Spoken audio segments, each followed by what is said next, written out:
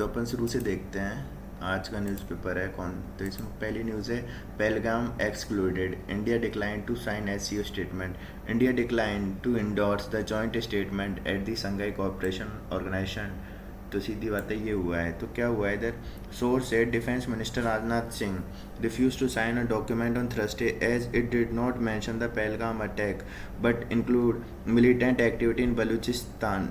Pakistan and China were trying to divert attention from terrorism, and the document would have diluted India's position on critical issues, particularly terrorism and regional security, sources added.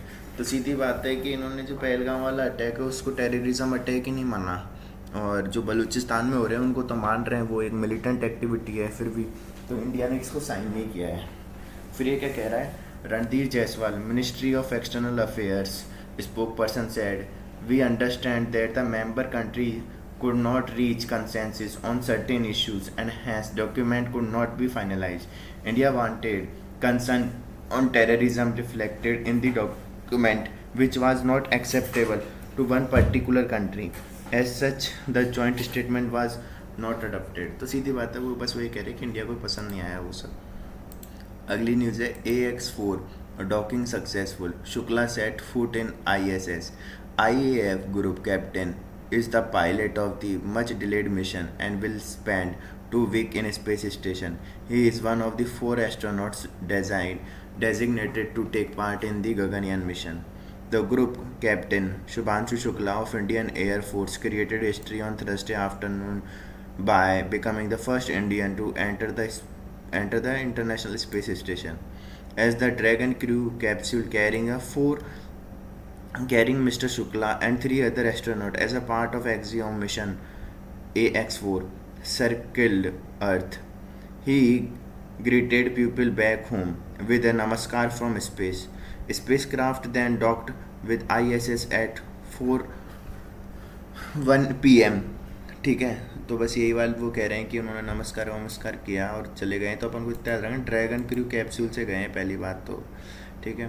फिर है mister Shukla, this is the first step to more ambitious mission as he is one of the 4 astronaut designated to take part in Gaganyaan, India's first human space mission.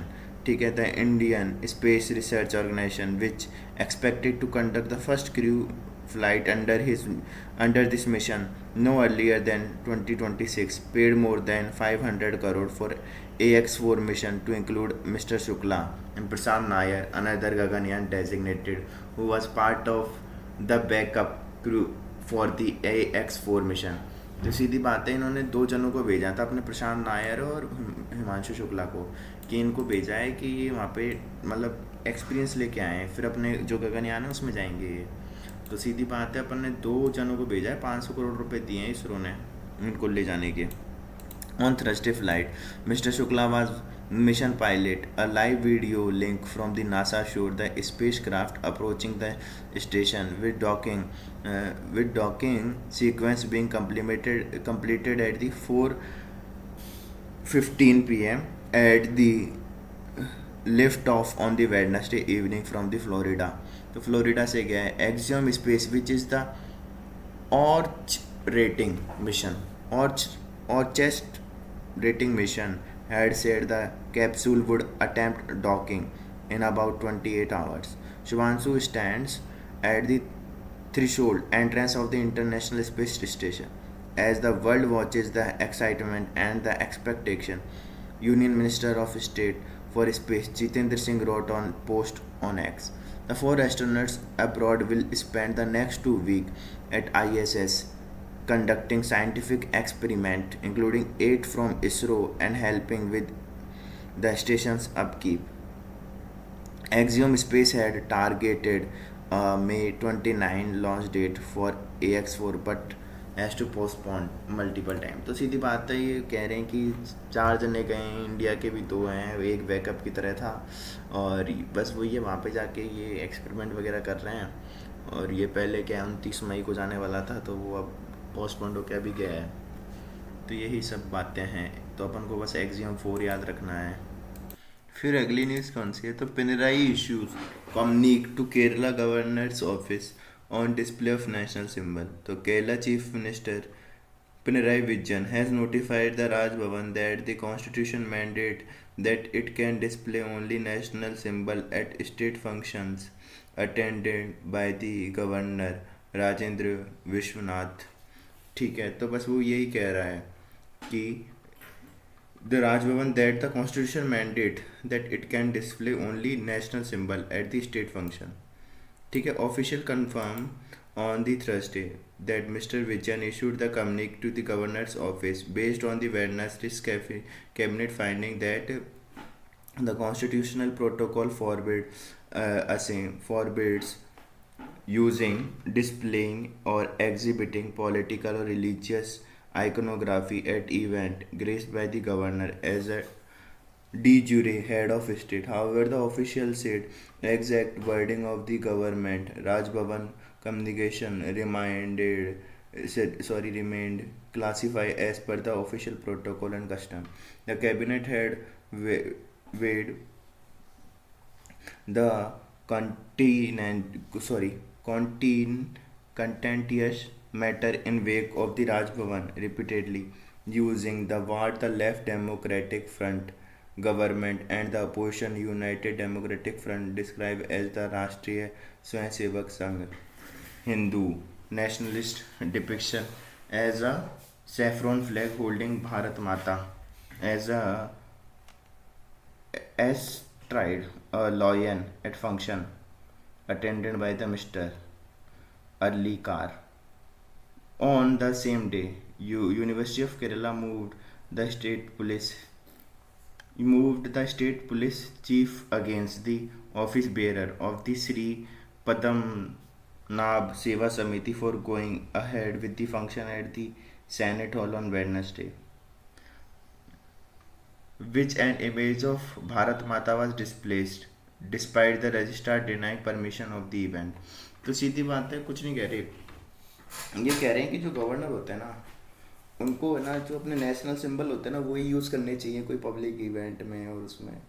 पर जो केरला का जो governor है, जो इनके राष्ट्रीय जो संघ सेवक दल है बीजेपी वालों को आरएसएस का, तो उसके क्या है जो भारत माता होती है और एक भगवा वो झंडा होता है, उसके साथ उसने उसका यूज़ कर लिया उसकी मीटिंग में जो भी, तो वो गलत है. उसी इस बात पर बात कर रहे हैं. फिर है Digha temple driven by the business interest, Puri Shankaracharya, ये तो काम की नहीं हटाओ. Mamata EC implementing NRC through the back door by seeking the parents birth paper. तो ये क्या कह रहा है कि West Bengal chief minister Mamata Banerjee on Thursday raise the question about the declaration form issued by the Election Commission for the voter born between July 1, 1987 and December 2, 2004 seeking the birth certificate of their parents. The Chief Minister asked whether the move was a backdoor attempt to implement NRC National Register of Citizens. Where will the poor people get birth certificate from their parents? As they were working to stabilize NRC, what is their intention? What is happening in the country? Miss Banerjee told media person at Diga. The chief minister said the most of the people do not have birth certificate as the birth do not take place in recognized medical facilities. Mr. Banerjee said that the letters seeking the document have been issued by the Election Commission ahead of the Bihar Assembly election and urged all political parties to oppose the notification. She accused the EC of acting according to the wishes of the Bharatiya Janata Party. तो सीधी बात है, वो कुछ नहीं कह रही. ये जो भी डेट ऑफ बर्थ मांग रहे हैं पेरेंट्स की, ये एनआरसी को लागू करना चाहते हैं, तो उसी पे वो हंगामा कर रही है. फिर एक न्यूज़ क्या है, ये तो कह रहा है vaccinating India, the prevalence of zero dose children remain high among the poor. On the bright side, vaccine coverage globally between 1980 and 2023 doubled for 6 diseases, including measles, polio, tuberculosis. Also, at 75% globally, there has been sharp fall in the number of zero-dose children, those who have not received the first dose of diphtheria, tetanus, pertussis, DPT vaccine during the same time period. The number of zero-dose children is a crucial performance maker and indicator of vaccination coverage inequalities. Despite increased immunization coverage over the decades in 2023 at 1.44 million, India, according to Lancet, still had second largest number of zero dose children among the 8 countries with over 50% of nearly 16 million zero dose children globally. Most of zero dose children globally are in countries that are conflict affected or with limited resources for vaccination program. India has neither of two problem. However, 23 million babies were born in 2023 in India. In India, the highest number of the world, and in 2024, the China, which has second highest number of newborn globally, reported just 9.5 million newborn. Though the number of zero dose children is staggering, when seen in the context of the number of newborn in 2023, percentage of zero dose children in India is 6.2. A study in 2020 found that India has sharply reduced the percentage of zero dose children from 33.4 in 1992 to 10.1 in 2016.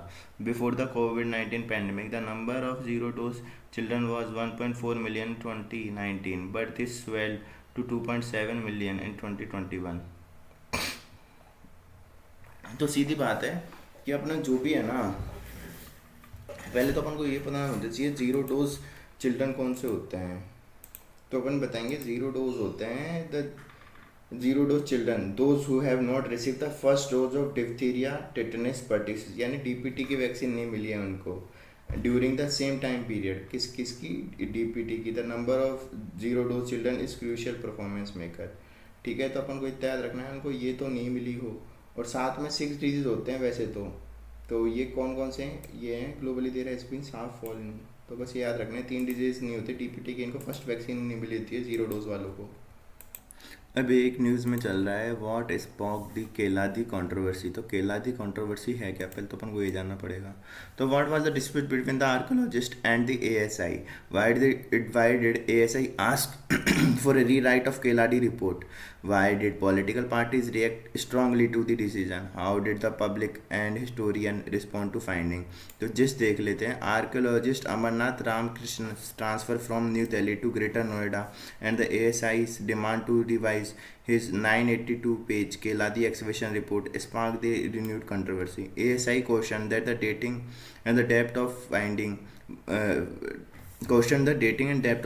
but the Ramakrishnan defended his conclusion as a scientifically sound, citing the stratigraphy and the accelerator mass spectrometry. तो सीधी बात है, वो तो उस पर question कर रहे हैं कि भाई जो तूने टाइम और ये दिए हैं ना, ये गलत है. पर जो ये कह रहा है आदमी, जो ये अपना आर्कोलॉजिस्ट कह रहा है नहीं सही है बिल्कुल, मैंने वो कार्बन डेटिंग से यूज़ किया है.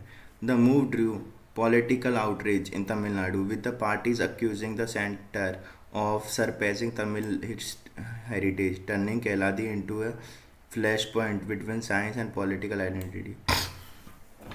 तो इससे क्या हुआ है, वो तमिलनाडु वाले वैसे ही सेंसिटिव हैं, तो वो नाराज़ हो गए, बोले कि हमारी हिस्ट्री को ख़त्म करना चाहते हैं सेंटर वाले, इसलिए उन्होंने करा है.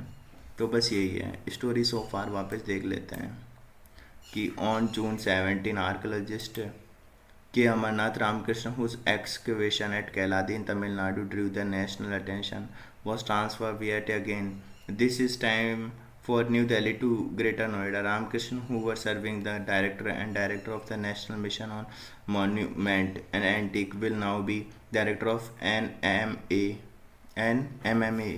Only the NMMA unit set up in 2007, according to the source, remains almost defunct.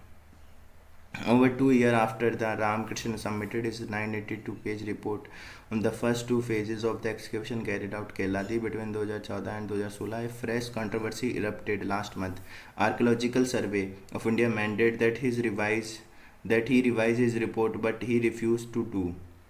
This disagreement sparked the political clash between Centre and Tamil Nadu.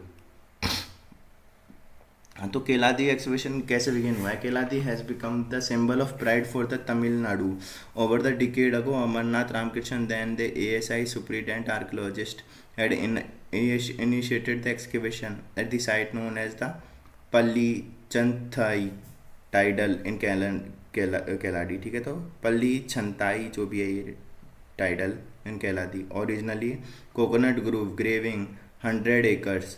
He had identified over the 100 sites for the excavation along the Vegai River, but Keladi stood out.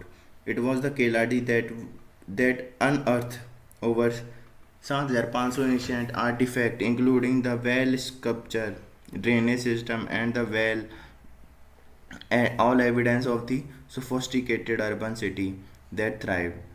What was even more compelling was the carbon dating, which revealed that these elements are over 2160 years old, dating back to the 2nd century BC, which is the time of the Sangam period of Tamil history. तो सीधी बात है, इन्होंने जो खुदाई की है ना वहाँ पे 2000 साल पुराने मिले हैं, तो इनको कहाँ ले जाके छोड़ रहे हैं? वो संगम हिस्ट्री में ले जाके छोड़ रहे हैं. अब इसका सिग्निफिकेंट क्या है? Archaeologist were stunned by the few finding. Most importantly there was no evidence of religious symbol at the excavation site which hinted the secular nature of civilisation. तो कह रहा है कि यहाँ पे कोई भी रिलीजियस सिंबल नहीं मिला, इसलिए सेकुलर थी ये. So natural the excitement around the Keeladi's discoveries was the palpable. Tamil historian and enthusiast saw as it is a proof of advanced ancient Tamil civilization, but soon after things took up sharp turn. तो सीधी बात है, कह रहे हैं कि बता रहे हैं कि देखो वहाँ पे कोई धर्म नहीं है, वो सेकुलर है, तो बहुत ज़्यादा एडवांस थे, इसलिए इसका सिग्निफिकेंट हो जाता है. अपने काम का तो इतना ही है. फिर अपनी जो अगली न्यूज़ है वो है what are the most commonly use cancer drug. तो ये क्या कह रहा है, जस्ट देख लेते हैं हम पहले तो. The major investigation reveal that the commonly use chemotherapy drug failed quality test after being shipped to over 100 countries. These drugs work by targeting cancer cell while minimizing harm to normal cell, but also cause several side effects like kidney damage, immune suppression and heart risk. तो सीधी बात है, जो अपनी भी cancer की दवाइयाँ है ना, उन्होंने ना टेस्ट फेल कर दिया है, ड्रग टेस्ट का फेल हो गया है. अब कैंसर की ट्रीटमेंट के लिए यूज़ होती है, तो देख लेते हैं. The story so far. The major new investigation by the Bureau of Investigation Journalism published by the Hindu, he revealed that the cancer drugs shipped around the world to more than 100 countries have failed quality tests. But what are these drugs and how they are used? Cancer is disease characterized by uncontrolled cell growth. It is caused by the mutation in the gene disrupting the inhibiting the normal way in which the cell divide or die. This causes the cancerous cell to develop, and when a mass of cancerous cell grow, it can form tumor. Chemotherapy drug disrupt this process, and these medicine have transformed the landscape of cancer treatment, improving the outcome of the patient. 6 type of drug in our investigation. तो एक तो ये कौन कौन सी drug हैं? एक तो cisplatin है, एक तो ऑक्साली प्लेटिन है, फिर साइक्लोफोस्फेमाइड है, डॉक्सोरूबिसिन है, मेथोट्रेक्सेट है, ल्यूकोवरिन है, जो भी है.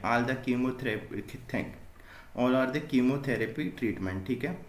What is cisplatin? Cisplatin is a platinum-based drug that emerged in 1960 from the unexpected discovery. Research found that the platinum-containing compound blocked the growth of bacteria, leading to the realization that it could potential to use the combat cancer. तो सीधी बात है, 1960 के आसपास अपन को पता चला कि जो प्लेटिनियम है ना, वो कंटेन करता है कंपाउंड, तो ब्लॉक करता है जो ग्रोथ होता है बैक्टीरिया को, इसलिए अपन ने इसको यूज़ कर दिया. तो cisplatin work by binding the to DNA of cancer cell, preventing them from the growing and dividing. It is particularly effective against the testicular and ovarian, bladder and certain lung cancer. Its introduction has improved the survival rates for many patients, whether used alone or in combination with other therapies. तो एक तो ये हो गया. तो cisplatin तो platinum का use कर रहा है. फिर ऑक्सीप्लेटिन क्या है? तो oxaliplatin like the cisplatin is a platinum based drug. It also work by the binding to damaging the DNA of cancer cell. तो ये भी सेम ही है, उसी की तरह ही है. फिर एक है what are the cyclophosphamide. Cyclophosphamide is another key chemotherapy drug used for tackle the disease including breast cancer or some type of leukemia, sarcoma and advanced lympho जो भी है. तो इन सब के लिए यूज़ हो रहे हैं. अपन को बस इतना पता चलना चाहिए ये इनके ड्रग हैं.